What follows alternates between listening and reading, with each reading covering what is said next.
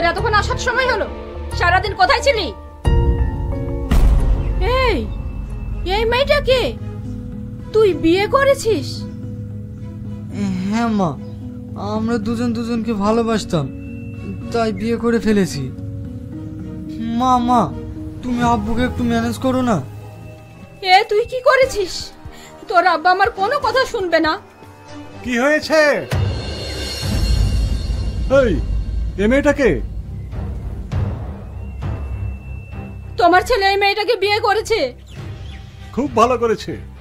যেখান থেকে বিয়ে করে এনেছে সেখানে চলে যেতে বলো। আব্বা। চুপ! কে তোর আব্বা? যে ছেলে আমার কথার অবাধ্য হয়ে বিয়ে করে তাকে আমি ছেলে হিসেবে মানি না। চম্পা, তুমি এক্ষুনি তো চলে যেতে বলো। আব্বা, তুমি যেটা ভাবছো সেটা না। ও ভালো করে মেয়ে, পড়াশোনাতেও ভালো। ও চাকরির পরীক্ষায় ফিট হয়ে আছে। আমি তোর কোনো কথা শুনতে চাই না। ও যে কোন ঘরের মেয়ে সেটা আমার ভালো করেই জানা হয়ে গেছে।